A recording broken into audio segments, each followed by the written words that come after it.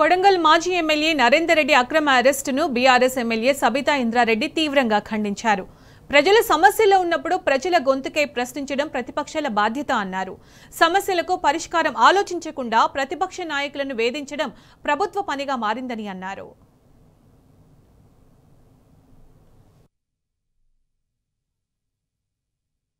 కొడంగల్ మాజీ శాసనసభ్యులు నరేందర్ రెడ్డి గారిని పొద్దున్నే వచ్చి ఏదో తప్పు చేసినట్టు తీసుకొని వెళ్ళిపోవడం జరిగింది. నిజంగా దాడిని ఖండిస్తా ఉన్నాం. నిజంగానే మీరు అనుకుంటే, మీరు విచారణ చేయాలనుకుంటే మీరు పిలిస్తే నరేందర్ రెడ్డి గారు యాజ్ ఏ మాజీ శాసనసభ్యుడిగా ఖచ్చితంగా స్టేషన్కి వచ్చేవాళ్ళు. ఇక్కడికి వచ్చి లిఫ్ట్ చేయాల్సిన అవసరం కూడా లేదు. ఇద్దరు వైఫ్ అండ్ హస్బెండ్ వాళ్ళు వాకింగ్కి వెళ్తా ఉంటే తను ముందెళ్ళి తర్వాత నరేందర్ వెళ్తున్న సందర్భంలో నరేందర్ని లిఫ్ట్ చేస్తున్నారు. నిజంగా దీన్ని ఖండిస్తా ఉన్నాం. అసలు నిన్న జరిగిన సంఘటన ఏదైతే ఉందో, మొన్న కొడంగల్లో జరిగిన సంఘటన నిజంగా బాధాకరం. ఎందుకంటే అధికారులు వెళ్ళి ఉన్నప్పుడు మాకు కలెక్టర్ గారు బాగా తెలుసు, కలెక్టర్ గారు బాగా పనిచేస్తారు, మానవీయ కోణంతో ఉన్న మనిషి కూడా.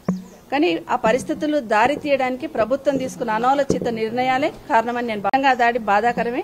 అటు అధికారులకు జరిగిన ఇబ్బందిని మేము బాధపడుతున్నాం, ఇటు ప్రజలకు జరిగిన ఇబ్బంది కూడా బాధపడుతున్నాం.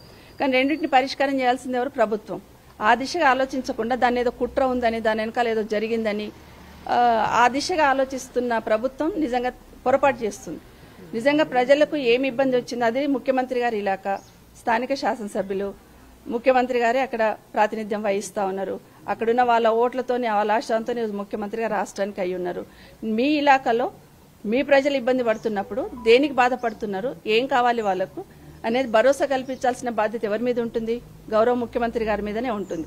వాళ్ళు ఇప్పుడు కొత్తగా ఏం చేయట్లేదు. నేను అనుకుంటా 4-5 నెలల నుండి వాళ్ళు చెప్తున్నారు, మా భూములు ఇవ్వము, మాకు భూములు లేకపోతే మేము బ్రతకలేము. రైతు అనేవాడు భూమితోనే కన్నతల్లి కన్నా ఎక్కువ, ప్రాణం కన్నా ఎక్కువ చూసుకుంటా ఉంటాడు. ప్రాణం పోయినా పర్లే కానీ భూమిని ఓడగొట్టుకొని అంటుంటారు. అలాంటప్పుడు ఆ భూములను తీసుకుంటున్నప్పుడు వాళ్ళకు ఒక భరోసా కల్పించాలి. ఆ భరోసా కల్పించకుండా మనకున్న అధికారంతో అహంకారంగా పోతే పరిస్థితులు ఇట్లాగే వస్తాయనే ఒక చిన్న ఉదాహరణ ఇది. కాబట్టి ఇప్పటికైనా వాళ్ళు చేసిన మిస్టేక్ను వాళ్ళు వెనక్కి ఆలోచించాలి. ఇంకొక మాట చెప్తున్నారు, ఏదో నరేందర్ రెడ్డి గారు వెనకాల నుండి ఏదో బీఆర్ఎస్ పార్టీ చేయించిందని ఒక నింద వేసే ప్రయత్నం, ప్రచారం చేయాలనే ప్రయత్నం చేస్తా ఉన్నారు. నిజంగా గౌరవ ముఖ్యమంత్రి గారిని కోరుతా ఉన్నాను, నిన్న ఎక్కడైతే గ్రామంలో ఈ సంఘటన జరిగిందో అక్కడ ఎవరికి మెజార్టీ వచ్చిందండి? మొన్న ఎలక్షన్లో కాంగ్రెస్ పార్టీకి మెజార్టీ వచ్చింది కదా. మరి కాంగ్రెస్ పార్టీకి సంబంధించిన రైతులు కూడా అక్కడ ఉన్నారు కదా. నిన్న అక్కడ జరిగిన గొడవల్లో వాళ్ళందరూ కూడా ఉన్నారు కదా. ఇక్కడ పార్టీ పరంగా చూడొద్దండి, పార్టీల పరంగా ఈ సంఘటనను చూడొద్దు. నిజంగా ప్రజలు ఎందుకు బాధపడ్డారు, ఎందుకు రోడ్డు పైకి వచ్చారు, ఎందుకు అధికారులను నిలదీశారు అనేది ఖచ్చితంగా ఆ దిశగా ప్రభుత్వం ఆలోచించాలి. ఆ దిశగా ప్రజలకు భరోసా కల్పించే ప్రయత్నం చేయాలి.